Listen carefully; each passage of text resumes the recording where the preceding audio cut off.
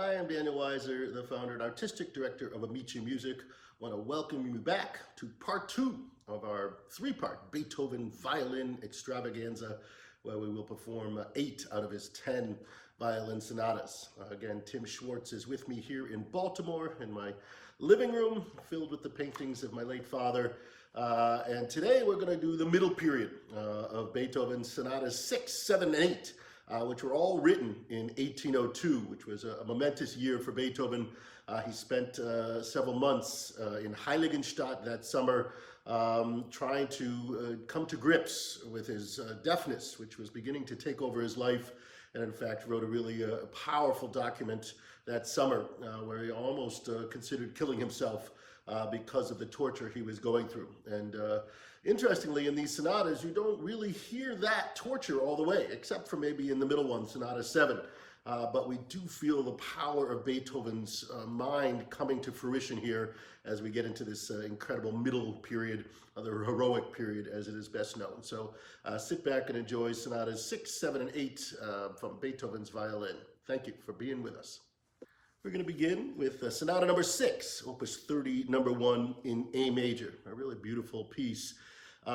This again, written in 1802. When last we saw Beethoven, he had written his Spring Sonata in 1800 or 1801. And there's a really fascinating letter that he writes to his good friend Franz Wegler, who had become a doctor back in Bonn in June of 1800, where he shows that things are going pretty well for him in Vienna. He writes to him, "You desire to know something of my position here. Well, it is by no means bad. My compositions are very profitable, and I may say that I have almost more commissions than it is possible for me to execute. I can have 6 or 7 publishers or more for each piece. If I choose, they no longer bargain with me. I demand, and they pay." So you see, this is a very good thing. That malicious demon, however, bad health, has been a stumbling block in my path. My hearing during the last 3 years has become gradually worse. My ears are buzzing and ringing perpetually, day and night. I can with truth say that my life is very wretched. For nearly 2 years past, I have avoided all society because I find it impossible to say to people, "I am deaf." In any other profession, this might be more tolerable, but in mine, such a condition is truly frightful. Besides, what would my enemies say to this? And they are not few in number. So he goes to several different doctors. He tries out many different treatment plans, including hot, cold baths, oil of almonds, soaking in the Danube, even electric shock and some leeches, but nothing seems to work. And one of his doctors advises him that maybe he needs some time off in the countryside. So in the summer of 1802, he heads off to Heiligenstadt, which was then a very quiet little village. Now it's kind of the northern terminus of the city's subway system. But he really lived kind of the life of a hermit for that summer of 1802. And only got visits from his kind of assistant, Ferdinand Ries, a young composer who would write down a lot of Beethoven's music. And in fact, they would take long walks in the countryside. And it was Ries who wrote later, "During these walks once, I called his attention to a shepherd who was piping very agreeably in the woods on a flute made of a twig of elder. For half an hour, Beethoven could hear nothing. And though I assured him that it was the same with me, which was not the case, he became extremely quiet and morose. When he occasionally seemed to be merry, it was generally to the extreme of boisterousness. But this happens seldom." So it's clear that Beethoven was realizing there was a world out there that he was not hearing completely. But amazingly, this first sonata that he writes, this Opus 30 number 1 in A major, is just a very beautiful, tender piece. And what's fascinating about it is it starts very innocently, this little rumble on the piano, but out of that little kernel the whole piece gets developed, and we'll see this, of course, in his Fifth Symphony, bum, bum, bum, bum, where that little motive generates the whole piece. It's not a full theme that he's coming up with like Mozart. It's just a little smidgen of something, but he sort of sees those little atoms and makes them come alive in so many ways, and that's really Beethoven's process completely.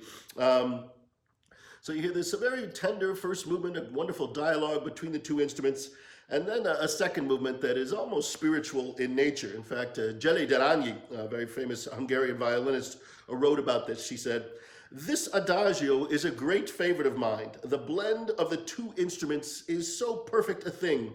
The whole movement has such a feeling of tenderness and sorrow that it reminds me of Michelangelo's Pietà and his unfinished marvel, The Descent of the Cross. I do not want to suggest that this adagio could be called religious music. I am only thinking in both cases of the expression of infinite tenderness and sorrow, whether put into sound or carved in stone." A beautiful quote. And then there's a wonderful little finale. Now, originally, the last movement of this piece was the movement that is now the last movement of the Kreutzer Sonata, which we will come to next week. But here it just seemed like it was going to be too tumultuous a movement to finish off this very beautiful piece. So he discarded it, picked it up later, and it actually works very well for the Kreutzer. But this one is a much more modest little rondo that sort of sets up the piece with a very nice little conclusion. So we hope you enjoy Sonata number 6, Opus 30, number 1 in A major.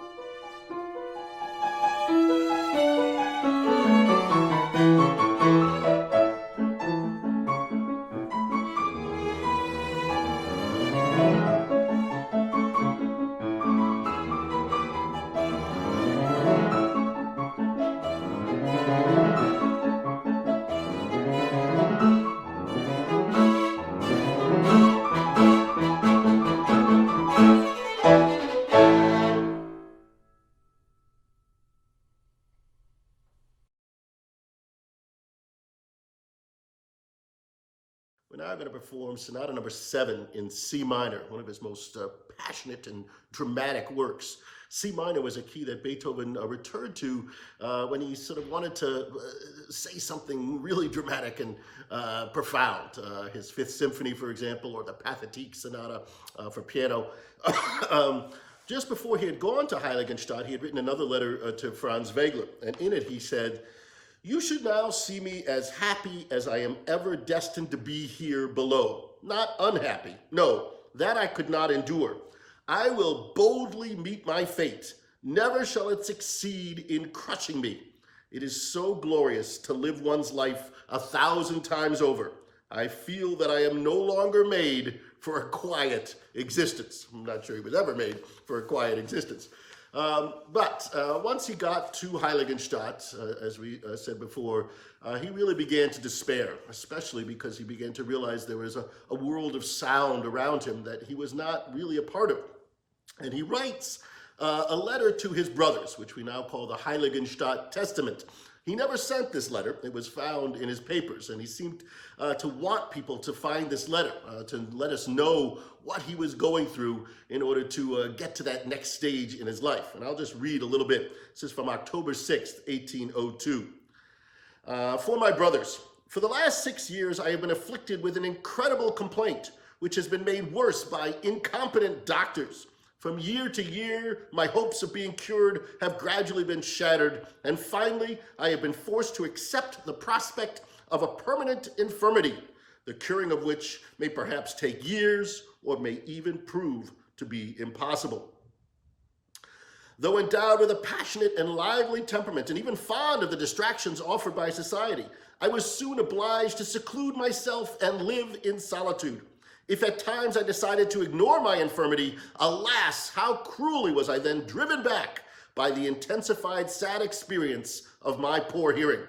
Yet I could not bring myself to say to people, 'Speak up, shout, for I am deaf.'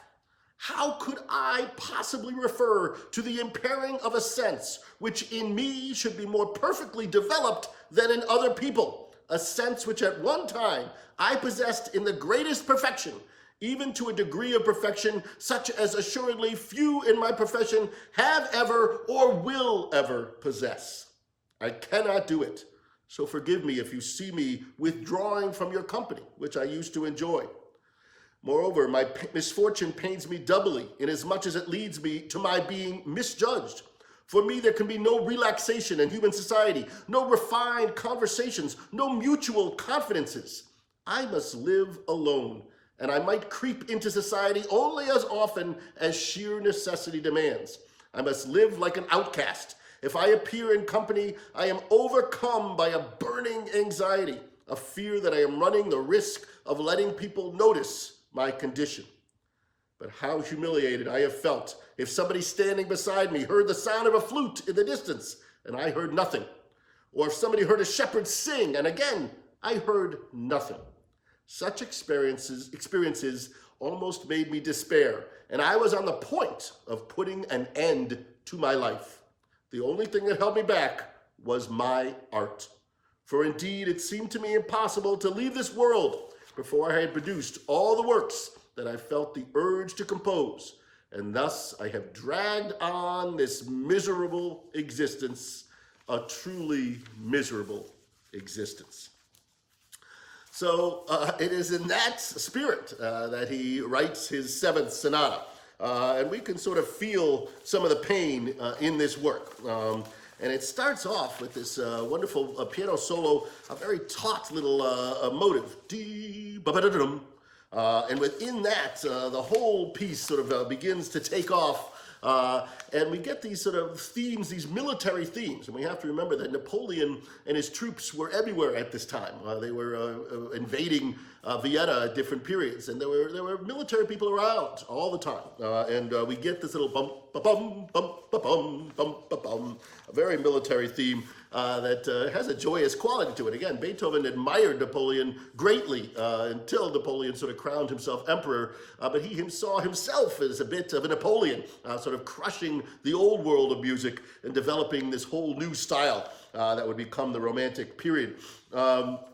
And we really feel that this piece is putting us on this threshold of a whole new musical language that he would then develop the next year in his Eroica Symphony and then later in the Fifth Symphony, which this has a lot of connections to. Also interesting, there are 4 movements in this sonata. He had not done that previously, and usually a symphony is what had 4 movements. Sonatas often just had 3, a fast movement, a slow movement, and a fast movement. But again, he's trying to broaden out the idea of what a sonata could be, that it's really almost symphonic in character. This also has a gorgeous, slow second movement, almost spiritual nature like it was in the 6th sonata. There's this very fun little scherzo, a joke almost, that is a very short little third movement. Similar, we heard this in the Spring Sonata, but here it really sort of has a much broader feel to it. And then again, an exciting last movement that drives right to the end, getting the blood flowing. And we hope you enjoy Sonata number 7 in C minor, Opus 30, number 2.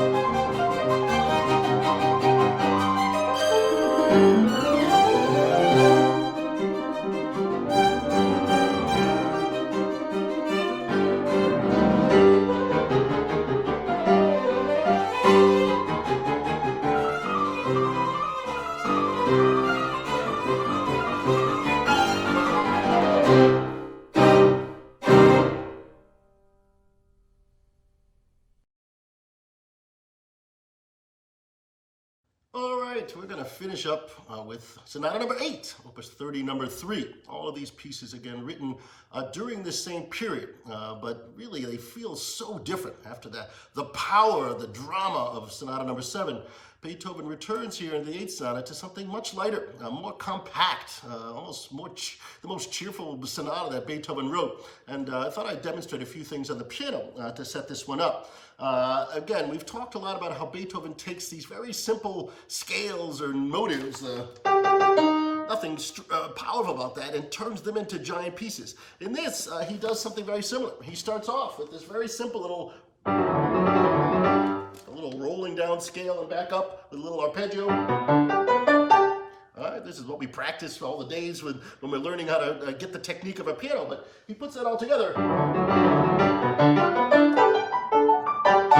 and comes up out of that with this wonderfully fun, frolicky first movement. Then I want to jump ahead to the second movement, which starts off with this very beautiful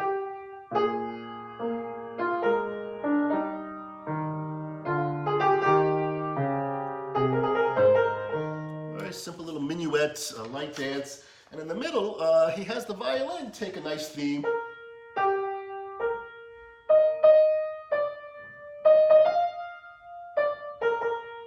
And underneath he has a little pak on a polka bass, but you would expect it to have the emphasis on the first beat. This is kind of like a waltz, a minuet. 1,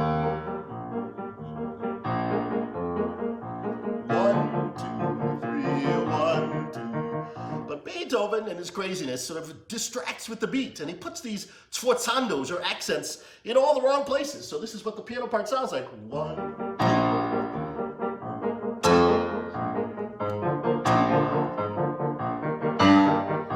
It's almost ugly, and it really does feel like a beer song as everyone is singing along. But putting accents on the second beat of a measure just is only something Beethoven would do, kind of messing up with our whole sense of what time would be. And then we get to this wonderful third movement, and this we sort of get the connection back to Haydn. Haydn was famous for his wonderful gypsy rondos, these fast and elegant sort of pieces. And Beethoven, of course, studied with Haydn briefly when he first got to Vienna. They did not quite get along, but Haydn recognized the genius. And so we get this wonderful... All of that, we keep coming back to that little motive, little mice scurrying around, and it's just a wonderful, joyous way to conclude our second concert here, Sonatas number 8, Opus 30, number 3.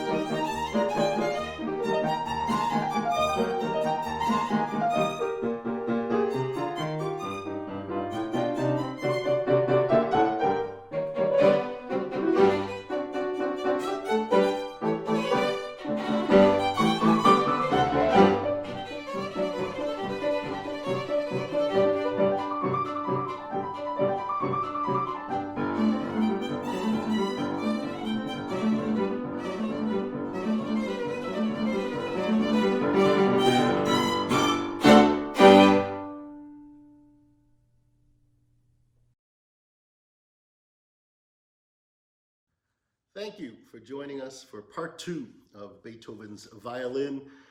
Join us again next week when we finish up with his famous Kreutzer Sonata number 9, an incredibly long and powerful piece, and then a very quirky final sonata that he wrote later in his life, Sonata number 10 in G major.